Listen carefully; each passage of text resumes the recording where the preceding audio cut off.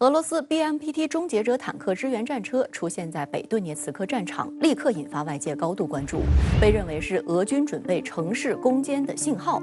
那么 BMPT 有怎样的过人之处呢？为何说是一款城市巷战利器呢？在所有战争中，短兵交接的巷战是最为猛烈难打的形式之一。BMPT 战车则是专为巷战而设计的，它的研制背景是2场尤为惨烈和血腥的格罗兹尼巷战。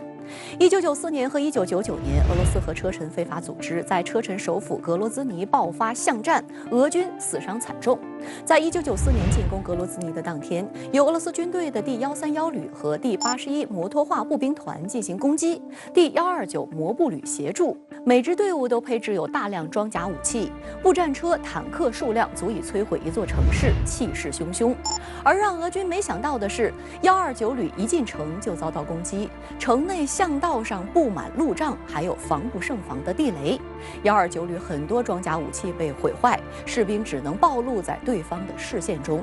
车臣非法组织借助建筑物掩护，使用狙击枪、火箭炮进攻，129旅最终溃败出城。131旅虽然最开始没有受到任何攻击，一路挺进拿下火车站，最后也因为困在城中得不到支援，几乎全军覆没。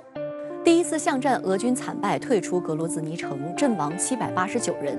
1999年的第2次巷战，俄军彻底击败了车臣非法组织，代价也是高达1173人死亡。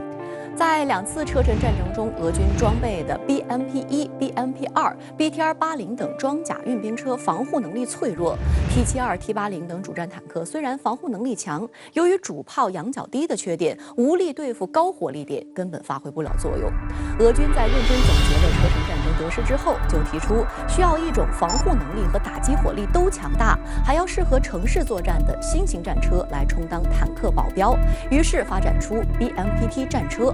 BMPT 使用了 T-72、T-90坦克的底盘，安装有大量的防护装甲，战斗权重约47吨，比46.5吨的 T-90S 主战坦克还要重。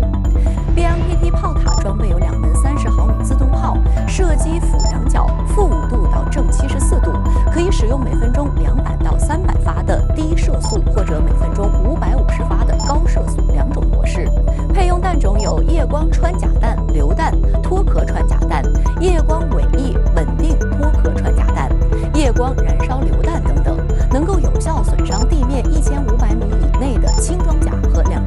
米以内的人员，对空中目标有效射程为4000米。自动炮上方还配备有一挺7.62毫米口径并列机枪，炮塔2侧装有4具反坦克导弹发射器，发射的旋风反坦克导弹有效射程为500到8000米，可以打击坦克装甲车辆、建筑物、野战防御工事以及低空悬停的武装直升机等等目标。可见 BMPT 战车的车载火力是非常强大的，还被冠以“死亡联合收割机”的称号。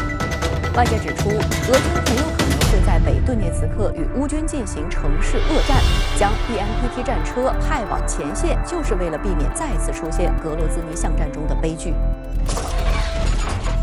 不过，由于俄罗斯的军费比较拮据 ，BMPT 战车的生产量很低，目前也才装备了10辆左右，能有怎样的战场表现，还有待观察。